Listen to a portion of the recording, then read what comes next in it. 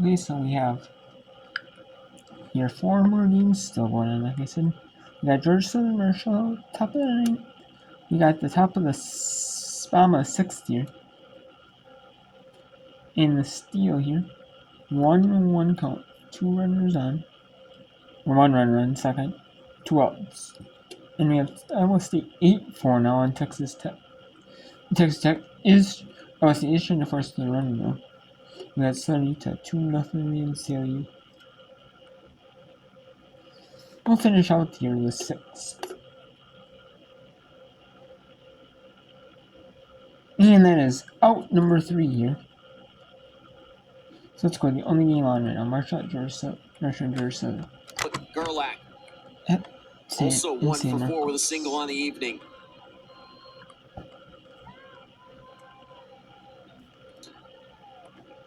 That pitch never had a chance.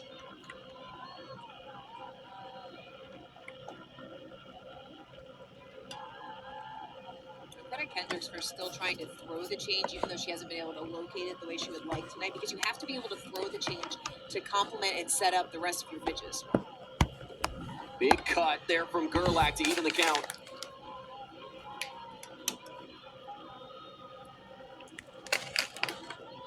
The first pitch of the night there for Kendrick. She's done a nice job in relief of Bernard and Pettit.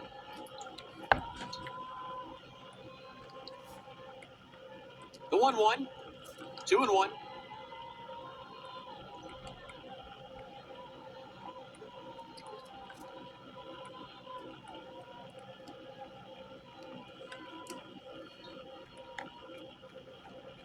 Gerlach has the power to unknot this game with one swing.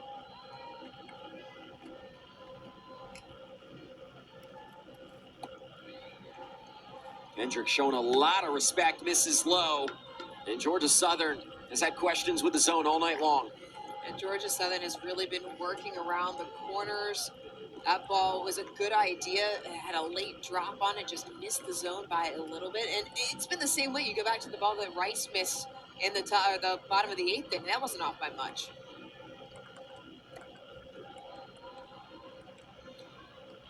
So the bigger conversation around the zone is when you're not hitting the spots or you're not getting the calls that you think you should be, it forces you to bring the ball just a little bit further over the heart of the plate, and that's where you have that dynamic where the zone can really impact how the game plays out offensively. Full count. Gerlach, a drive. Playable in left this time. A lot easier for Maxwell as she makes the out to push us to the bottom of the 9th inning. Tied at 2 as we head to the bottom of the 9th. Georgia Southern.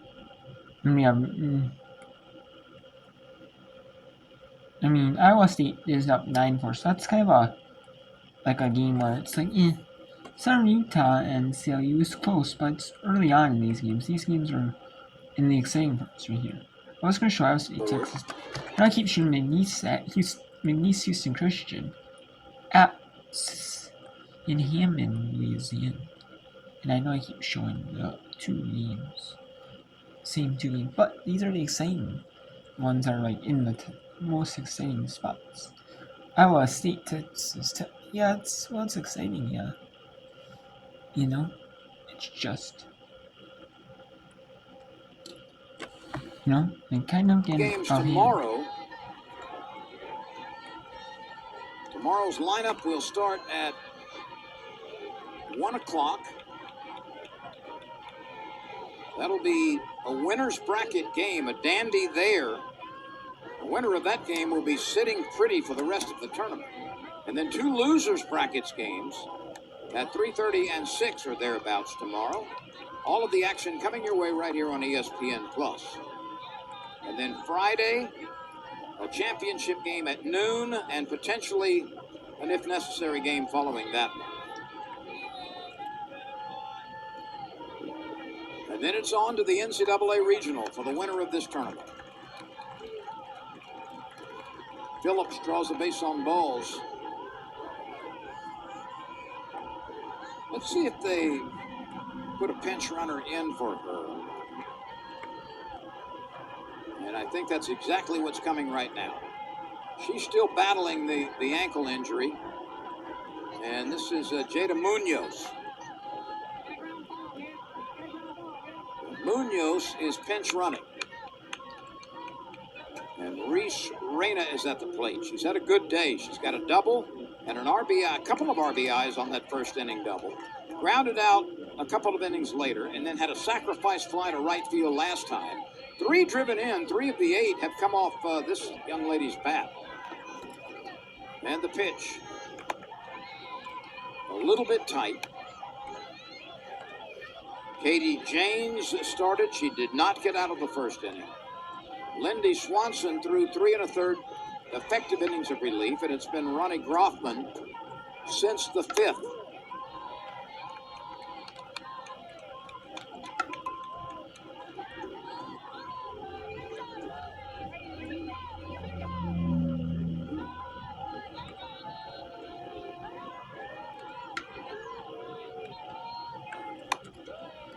That's fouled back and out of play.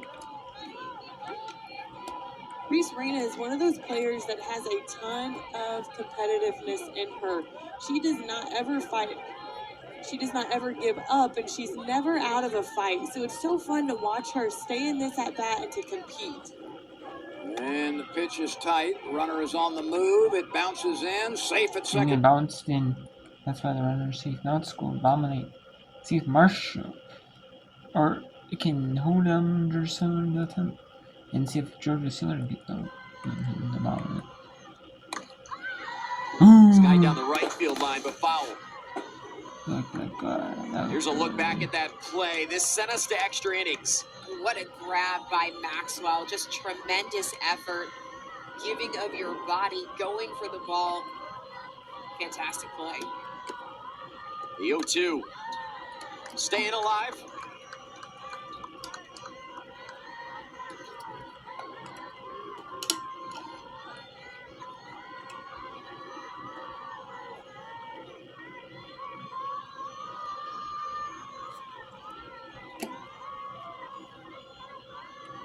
Two to Maxwell, low, 1-2. It's a good decision by Rice. She's really been working Maxwell on a steady diet of balls up in the zone. Maxwell has been chasing. Rice trying to change the eye level, goes drop ball, trying to entice a swing. It's a good idea, but a good layoff by Maxwell. Inside to even the count. Now, if you're the pitcher, you can go any number of directions. That's what the sequencing does, because you've just shown that you can work to any quadrant. You can move it in, you can move it down, you can move it up, you keep the hitter off balance. 2-2. Maxwell down the left field line, and that one off the netting. Good look there from Mahalis, couldn't haul it in.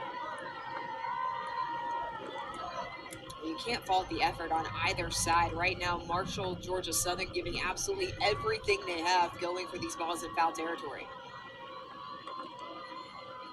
So we do the 2-2 again. Put in play by Maxwell. Bickle can't come up with it. And if on the official score, that's a base hit. That's a tough one because it's on the infield. It's an in-between hop. I don't think Bickle needs to backhand that ball. I think that she could make a little bit of a J cut to come up around it.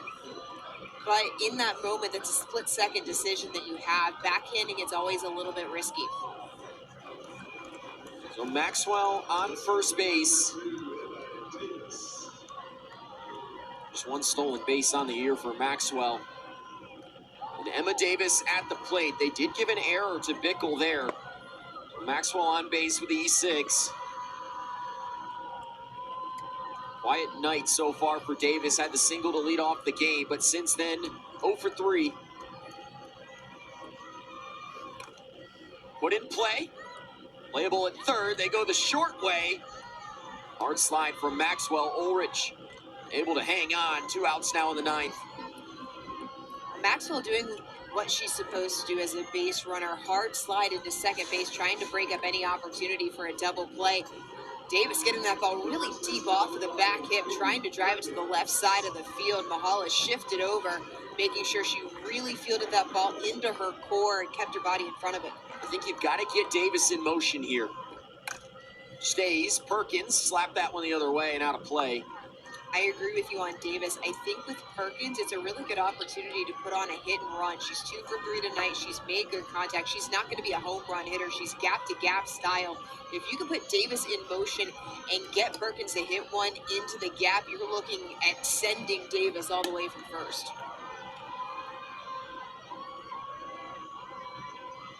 Here's the 0-1 pitch. Called a strike on the outside corner as Perkins falls behind 0-2 on the 100th pitch of the night.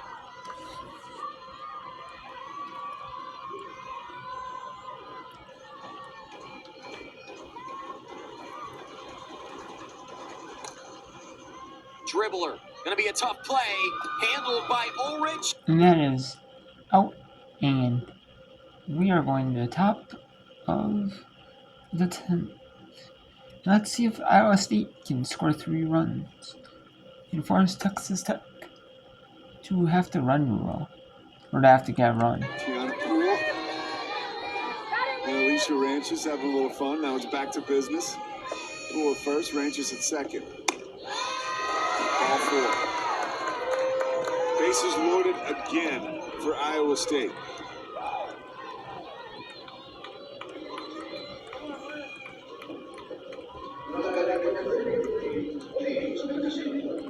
Nakashima is the batter. She is 1 for 3 this evening.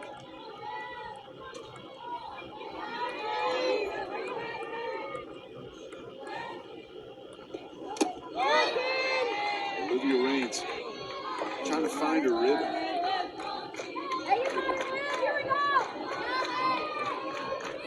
Wright's making a nice stop on the plate. Off the dirt.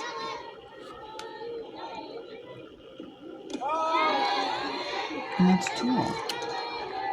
She's getting her money's worth back there, and she'll go and have a quick talk with Raines.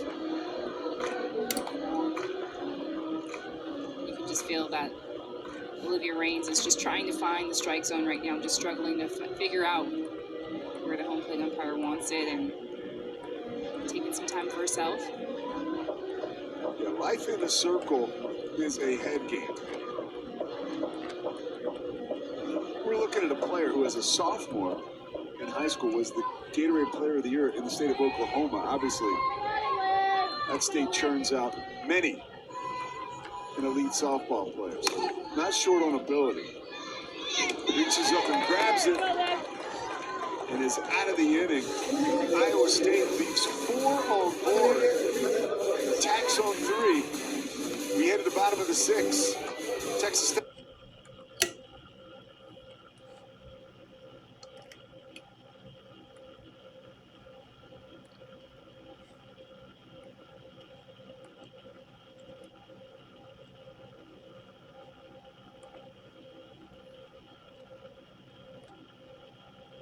It.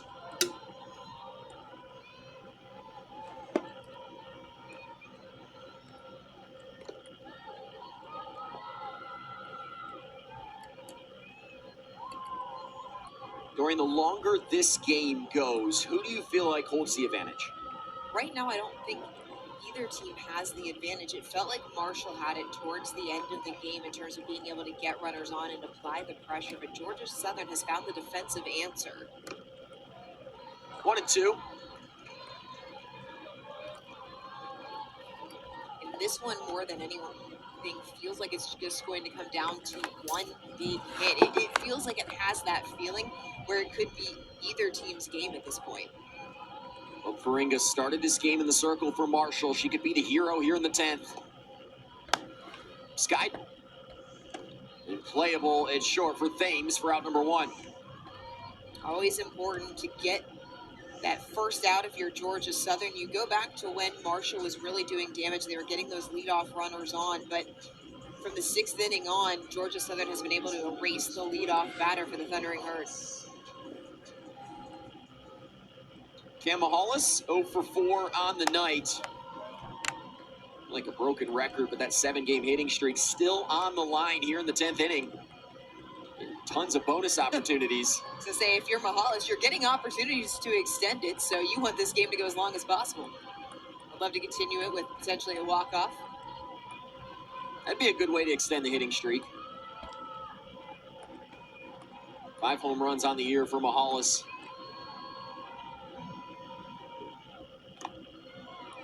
One and one. All the talk tonight about the offense is the pitching has just been phenomenal. Answers your question from the top of the show. Who do you give the edge to? Good pitching can neutralize good hitting. Love when it works out that way. And that one almost took Mahalis' head off. I don't know how she got out of the way. Great flexibility and reflexes there from Cam Mahalis. That ball high and tight. Just gets out of the hand of Kendra Sarai's ball. Whew. A little matrix style. You were starting to get a little bit tired, thought you might need some coffee. Instead, you get some chin music. That'll wake you up for sure. Hitters count for Mahalis. And she took a huge swing, and the count evens up. That was a game-ending swing there from Mahalis. She wanted all of it. Hey, you talked about staying in your approach earlier in the night. I think as the night's gone on, I think you get out of your approach, right? You certainly get a little bit more after it. Another big swing, and Kendrick takes advantage. 2 outs in the 10th. And Mahalis up there free swinging at those last 2 pitchers. And Kendrick really using that rise ball. That's her bread and butter. She gets that swing and miss because she can get that nice tight upspin. Mahalis looking to go hunting. Ends up getting a strikeout instead.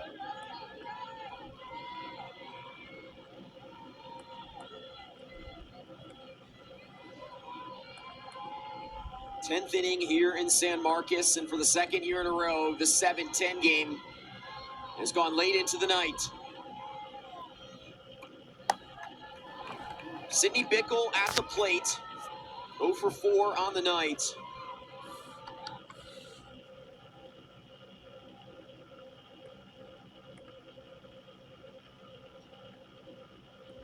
You know, we got a chance here for Big Needs to blow it wide open here with Houston Christian. And she has grounded out. This is a .274 leadoff hitter. Couple of home runs on the year. That one is driven out to center field. A throw back to second base. And once again, the Huskies fight off the Cowgirls. Still 1 to go. But 2 successful defenses so far with the bases loaded. Yeah, that's a hard shot right back up the middle, but right to the center fielder. So they kind of got away with that miss right over the white. Now it's Mundine, who has singled. I beg your pardon, this is Eister, who stayed in the game and was inserted into left field, but batting in the second spot. Eister was a pinch runner and scored in the 4th, or excuse me, the 6th. This would be certainly an important out if the Huskies are able to hold this lead at 2. When you've got a 2-run lead or a 2-run deficit, you've got a chance, because if you get 1 base runner, the tying run comes to the plate, and it applies a whole lot more pressure on the defense. Absolutely, and if you can apply some pressure on the defense, they're more prone to make a mistake. And getting that leadoff runner on, that's the main goal. This is hit sharply, sucked up by the third baseman, and then thrown to first. Burnett with a couple of nice plays in that inning and gets it done for the 3rd out. So a very, very good defense put up by the Huskies after the Cowgirls loaded the bases with nobody out. They lead 3, but they've got a 2-run lead as we go to the bottom of the 7th inning. So Houston Christian is not out of it, just like they said. And that is actually perfectly true. I mean, you know, you got a chance. And Texas Tech, looking like they're trying to put some pressure on Iowa State. And CIU is in the, it's a fair ball, and it's going to be a stand-up double here with Southern Utah 2. CIU nothing. The Redhawks. This Tech lineup, 0 for 10. And that's just not going to get it done. That's the part of the lineup that want to be able to put some hits together. Villa lines it, stutter step by Ochoa, comes in and puts it away.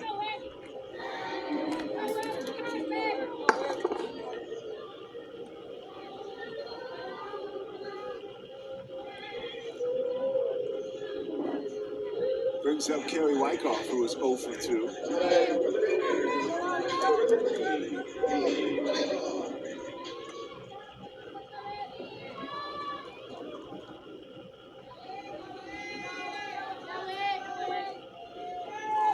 Wyckoff, freshman of the year last season, has only gotten better this year. Hitting .406 on the season. Hit by a pitch and scored a run. Nice piece of hitting down the line. It goes. Is it fair? There's a 3-run home run. A 3-run shot. And a shot in the arm for Texas Tech. Courtesy